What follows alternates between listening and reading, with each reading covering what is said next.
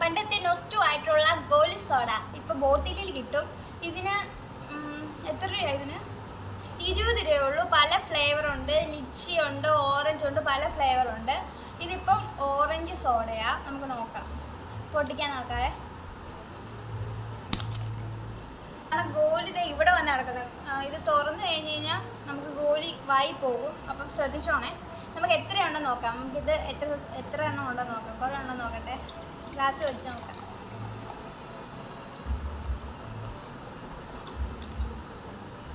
ഗോലി ഒന്ന് അടഞ്ഞു പോയി.